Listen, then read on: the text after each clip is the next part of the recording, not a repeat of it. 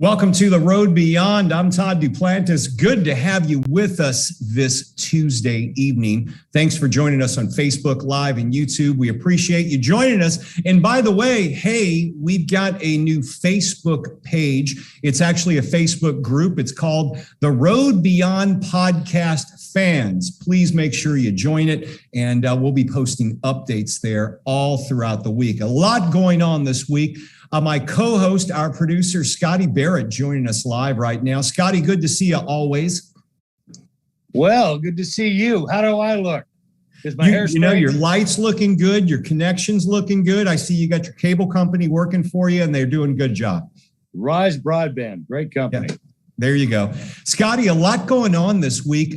First, we must mention, I feel like we have to mention what's going on in New York City. Our hearts and prayers go out to the folks out there. From what I'm hearing, shooting, a terrible situation in the subway this morning in Brooklyn. And from what I understand, 28 people are hurt from this, 10 of them shot, the rest having medical episodes, and they're saying 5 people are in critical condition. They have named a suspect at this point, but they don't have a motive. Just a terrible situation in New York City. And I know, Scotty, you spent a lot of time up there working in the boroughs.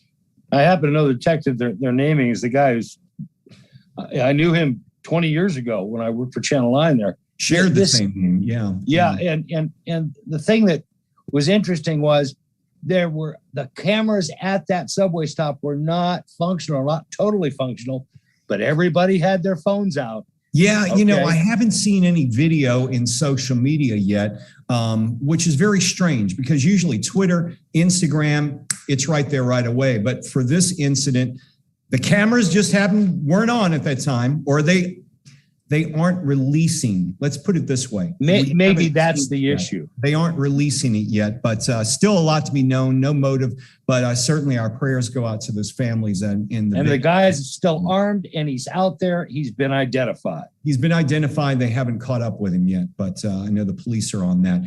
Scotty, we got a lot to cover tonight. Of course, paranormal topics. We're welcoming back a guest. A while back, we showed you the infamous and notoriously haunted Goatman's Bridge right here in the Texas area. We call it Goatman's Bridge, but it is the bridge beyond. It certainly ties into the show. This is the bridge. This is what it looks like during the daylight hours. But as it gets dark, witnesses say a whole different vibe comes over the area. In fact, yes, as night falls, the vibe gives us a new view of the spiritual world, crying out about the hanging murder by the Ku Klux Klan of a goat farmer on this particular bridge. Now, we were given this amazing ghost story by the author and spiritualist tour guide, Becky Vickers. Of course, the story begins way back in 1930 when the KKK was strong in this part of Texas. A goat herder, African-American man, black man, had posted an advertising sign on the old Alton Bridge selling his livestock and products, but the KKK didn't like that. And legend has it that this man was hung on this bridge. Paranormal expert and author Becky Vickers wrote this book about the mysterious Goatman's Bridge and the secrets that have unfolded since that 1930 hanging. Becky joins us again on the show. Becky, it's great to see you again. Oh, thank you for having me. I'm super excited. Now, Becky, last time you were on the show, your stories were engaging, they were haunting. And I don't know if you remember, but our former co-host, Ike, was literally freaked out by some of the stories you were telling. In fact, he was freaked out so much, he's not on the show anymore. No, Ike's doing other ventures right now, but it certainly was a gripping story. And it was very chilling that you told us about this. You conduct tours on this bridge currently to this day. Is that right? I do. We still to this day have all kinds of activity. Now, the Goatman himself, you told us a bit about him last time, but for those who didn't catch the show, tell us who is the Goatman? And from what I remember, you actually saw something of the Goatman on the bridge. I did. So a lot of people get confused with Oscar, which is the goat farmer you just referenced that sold goats and was hung from the bridge. But the Goatman was actually something that has been summoned to the bridge by a lot of satanic worship and different things. And he is half man and half goat. And one night we were it was late in the night.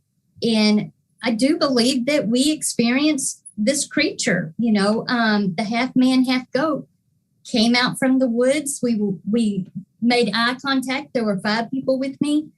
So there were 5 witnesses to it. I've only seen it once, but it was pretty creepy. Did you say something there? Did I recall you said he kind of bowed towards you or nodded, or what exactly happened with interaction? Not, I've actually had like these 5, it was a private tour. And so I'm trying not to freak out at what I'm seeing, and they're starting to freak out. But, it had the horns coming towards the face. They didn't go out. They came like a ram's head. Yeah. And it just kind of floated up to the end of the bridge. And so I'm trying to be cool and think, is this somebody dressed up? What is this? Right. And so I just kind of said, can we help you? I didn't know what else to do. And he just kind of didn't say anything. It was just eye to eye, never turned his head, and then just gradually turned around and, for lack of a better word, just floated right back into the woods. Now, let's give everybody a picture of where this bridge is located, because it's here in Texas. We're in Houston, and you're in the Dallas area, correct? Yes. It is just south of Denton. So it's in between, it's north of Dallas. It's better known as Goatman's Bridge locally, but the actual name of the bridge is Old Alton Bridge. Okay. And it crosses Copper Canyon Creek? Yes. Copper Canyon Creek. Yeah. Okay. Yes. Yeah. It was. Mm-hmm. It's very beautiful, quite frankly, in the daytime, isn't it? Oh, extreme. They do weddings there. They do prom pictures and graduations. And you can see from the photo. I mean, it's beautiful during the daytime. Maybe maybe you can give us a bit of the story, taking us back to 1930 when this incident happened. So there was an actual town called Old Alton. It had, a bank, a blacksmith. It was a full town. And Oscar, which is the black goat farmer, he sold goats to the townspeople. And he was quite successful at it. And but unfortunately, back in the early days, the early 30s, 1930s, so was the KKK. It was very prevalent in North Texas. Right. And so this just didn't fare well for them, that there was a success. Let me start over. A successful black goat farmer. Right. They just didn't want that in their town. So they waited for him one hot August night at the bridge when he was coming home from a sale, and hung him from the bridge. They left him there to die. They came back later to check and make sure that he was dead and the body was still hanging, and it was gone. So there was nothing there but the noose. This freaked them out. So they went to his home, which is west of the bridge, and burnt down his house and murdered his wife and 2 children. Oh. Yeah. Yeah. And yeah. Wasn't there one individual that was tied to this that you believe may be tied into the Goatman entity, the demonic entity? Absolutely. There is a spirit that we encounter quite often, and his name is Steve. His actual name is David Stevenson, but he was the Grand Dragon of the KKK. And he was the most evil person you can ever imagine. He had a lot of political ties. He could get a lot of things done behind the scenes. And we do believe he has definite ties to this act. Now, Becky, you've got some kind of photographic evidence of his presence on the bridge. We see that. Yeah. Yes. The photo of Steve, there's an actual photo of him, and you guys can research him. There you go. Right. So over to the left is an orb. And if you blow that up, you're able to see the pudgy cheeks Can you guys see the big nose in the middle and the sunken in eyes? And the dimple in his chin is so prominent to me. And in the actual photo, you can see that. So, I absolutely believe that we've caught the spirit of Steve. And you also had, we're going to show some pictures. You also had another haunting picture that was taken of the ground. And it's something that looks possibly like a Klan robe or the hood. Maybe you can talk about that and we'll show those pictures as well. Absolutely. That is one of my favorite pictures. As you can see, the photo that he's showing now, this is actually of a team member that didn't want to go into the woods with us. She just had a bad feeling. So She stayed behind. And this was on Friday the 13th. And she's sitting on the ground. And back when the photo was taken, we didn't have cell phones like everybody was on their cell phones. It was the old digital camera. You'd mash halfway to get the light, the flash. And that's what she's doing. She's halfway holding down the flash to find the little pink flashlight, and there's nothing there. But the next photo, there is obviously something there. Oh. And it looks like something walking up to the side of her, very defined, pointed hood, shoulders. Right. I absolutely believe this is a cloak. It is a member of the KKK. She immediately noticed it in the little playback on her camera and was freaking out, running through the woods. Oh my God, y'all got to see what happened. You got to see this.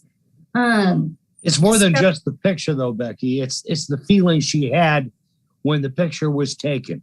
There was a presence, a vibe. Now, you even had physical actions against members of your tour, and you got pictures here of what was going on there. Oh my gosh. Unfortunately, scratching is very common.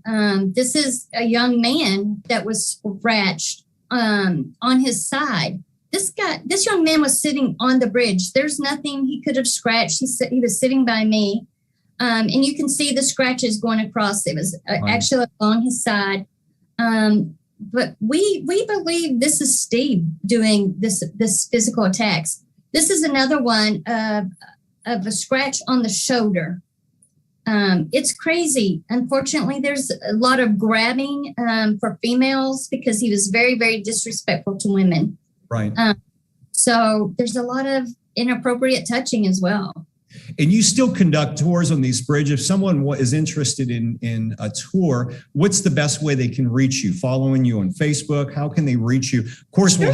we'll have a link to your book in our social media post as well. But where can they reach you as far as getting a tour of Goatman's Bridge? Absolutely. I'd love to have everybody come along. It is Beck's Ghost Hunter, BECKS, like Becky, but BecksGhostHunters.com is my webpage. And you guys can follow me on Facebook, social media, everything under Becky Vickers. Okay, so we're going to have those links in our social media post. Becky, I follow you in social media. I know you were in Boston just recently. Yeah. And you had a chance to visit some very interesting sites, and it looks like you spent the night at a few of them. Maybe you could tell us briefly about that trip. Oh, my gosh. So anybody that ghost hunts knows about The Conjuring. The Conjuring House is an actual place where the parents, there it is. I took that photo. Oh, my goodness. It's creepy just looking at it. But a lot of possession. The mom was possessed and tried to kill her daughters. All kinds of creepy stuff. And so, there was 5 daughters of the Perrin family. So there were 5 females that went, and we spent the night, and it was crazy active.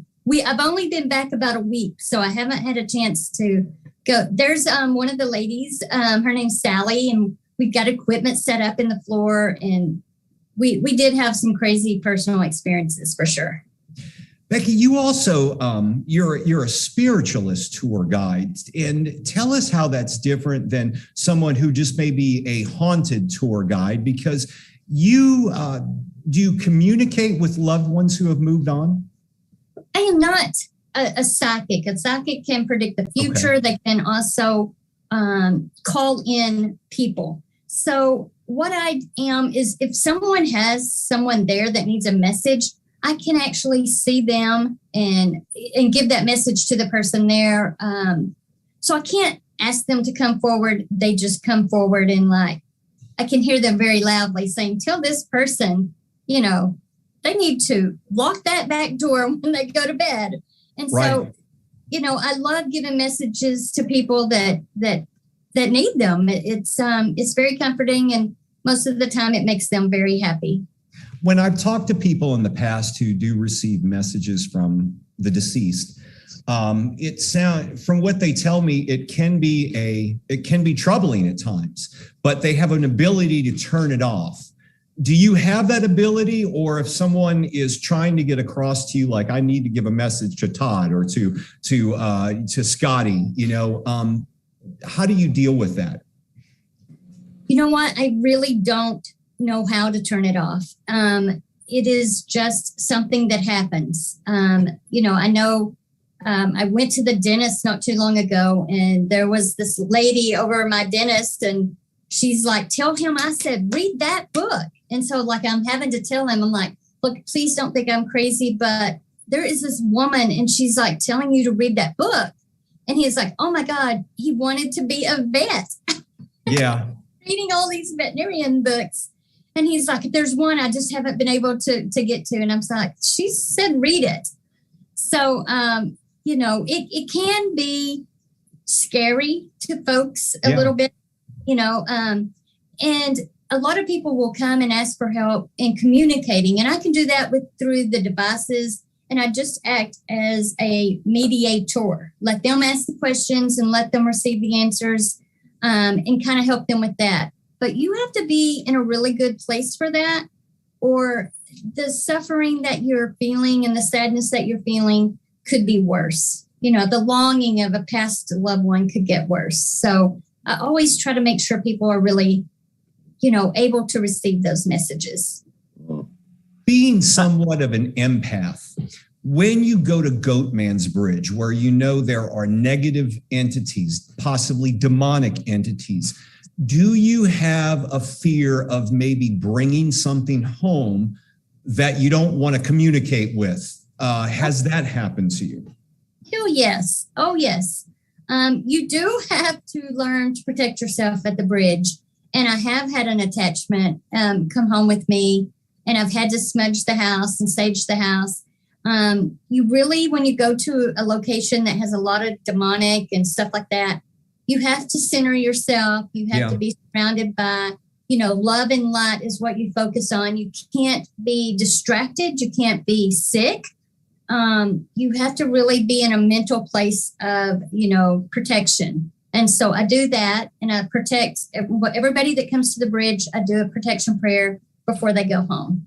You know, it's interesting you mentioned that, because in the first incarnation of the show about 17 or 18 years ago, we went on one of the shows we went on a ghost hunt in Galveston, and that was our debut episode. It was a video show, and we brought some psychics with us, and I was told, you need to protect yourself when you go. If you're going to do a show like this, you need to protect yourself, especially if you're going into haunted locations, because you may contact something that you don't want to contact with.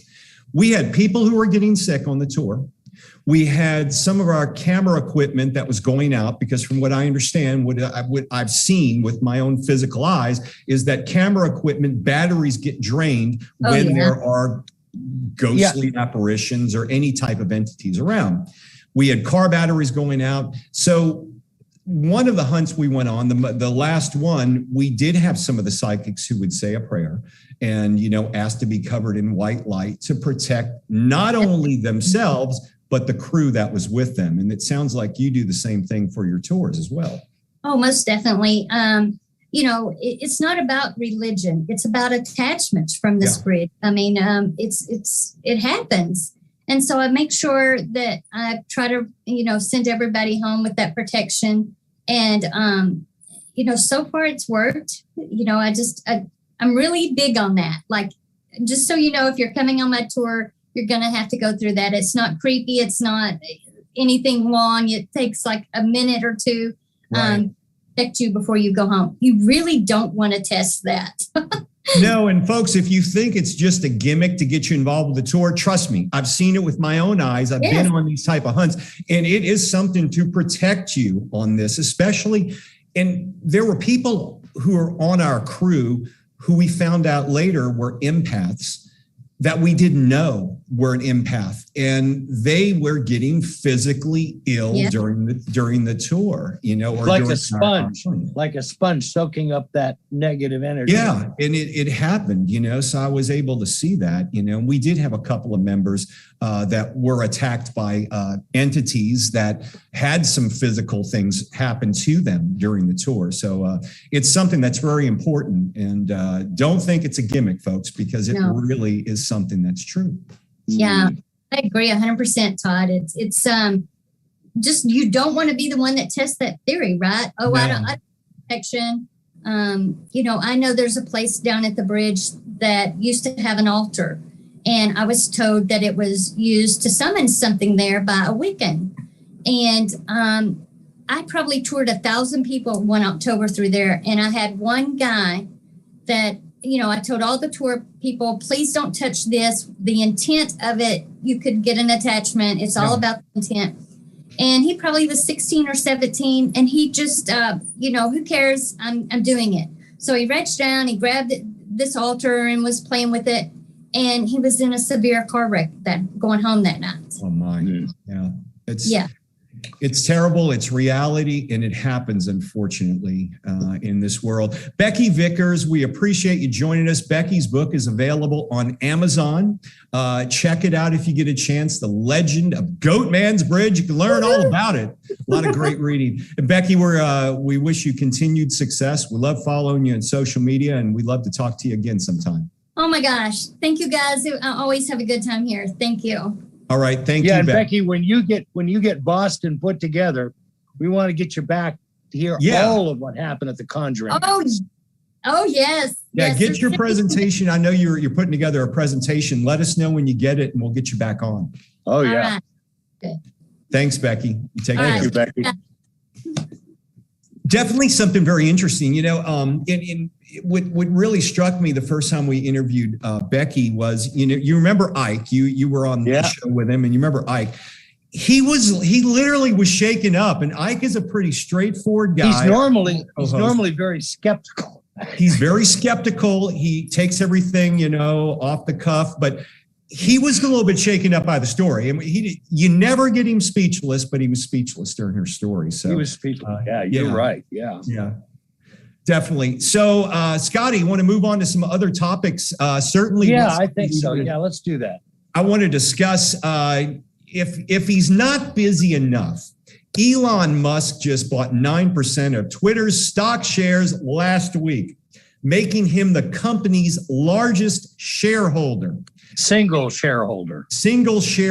Now, Musk has been a very vocal critic of the social media platform, especially towards censorship. And he immediately started sending out tweets that made the company's employees very nervous. One of them very nervous. I mean, look at a couple of surveys. Yeah, one survey was asking if the platform should add an edit button. Okay. Ooh. Yeah. And then another asked if he should turn the Bay Area office building into a homeless shelter because, quote, since no one shows up anyway, unquote. That was there.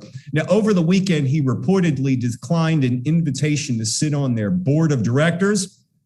This led to a lot of speculation that he would soon buy more stock, forcing a hostile takeover of the company, since board members are not allowed to own more than 14.9% of the stock shares, Scotty. Yep. Yeah. He doesn't want to be on the board because he doesn't want to be restricted from buying more stock. Exactly. Since the announcement of his entry into the Twitterverse, employees' heads have been literally exploding in social media. Who will protect us from this free speech touting billionaire who may force change upon the fact checkers and censorship heavy platform? Scotty, what's your take? Hey, Elon Musk is headed for orbit. Yes. And as soon as he files with the SEC for the hostile takeover, it'll be a whole new ballgame. Well, I can't say I really feel sorry for him. No, I don't feel sorry for him either. You're a journalist. I'm a journalist. When we went to school, what the hell happened since we went to journalism school? I mean, you were taught, at least I was taught, you may not like what they're saying, but you need to fight for their right to say it. I was trained that way. That's the way I worked as a journalist when I worked in television and newspaper. That's what I was taught. What the hell's happened since we started with social media? We need fact checkers. You don't like what somebody says, well, cancel them. Stop buying what they're doing. You should stand that's free up for their enterprise. right That's to say true it. free enterprise. Yeah, I mean, we should be fighting for their right to say it. But we've lost all that, and it's affected everything we do. It's affected elections. It's affected, all types of things. It's still affecting everything to this day. One of the things that intrigues me about Elon Musk is the joy with which he dabbles in cryptocurrency, for example.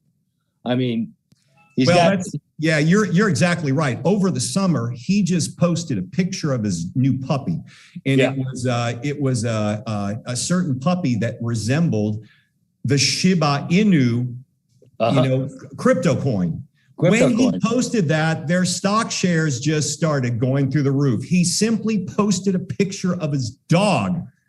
And so obviously now I must say, since his comments last week, if you looked at cryptocurrency, Bitcoin, everything has been going down. Yeah. And they're saying this is because of his comments, but he knows what he's doing.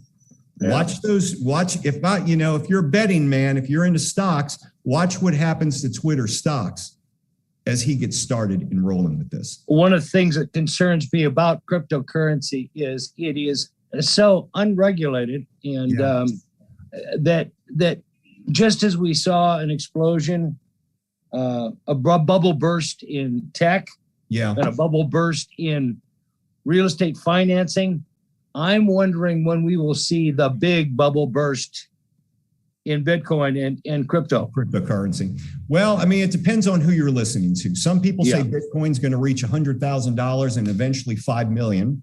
Okay, we'll see if that happens. Well, that's a big bubble. That's a big bubble. It's a big bubble. But I sure wish I would have invested in Bitcoin back in 2010. Huh? Oh, well, yeah. Hindsight's. Scotty, always good as usual. Next week, we're on a special night, though, right? Yeah, Monday night. Yeah. We're going to be talking to Daryl about... Daryl Sims. Yeah, Daryl the Sims, alien hunter. The UFO hunter, the expert in... and Daryl, and we're going to talk about alien physical encounters. Yeah, Daryl is an expert on that. He's involved with a lot of it. He's going to tell us about it. We've got a new UAP report we'll be discussing as well next week. Yeah. So a lot coming on. Special night next week, Monday night at 7 p.m., a live version of the Road Beyond podcast. Scotty, good to see you as always. We'll see you next week. All right, Todd. And remember, folks, follow us on Facebook, Twitter as the Road Beyond Podcast. We also have a brand new The Road Beyond Podcast fans Facebook group. Make sure you subscribe to our YouTube channel. It's free for now, and you can get access to all of our episodes and live shows. I'm Todd Duplantis. We'll see you next week on The Road Beyond.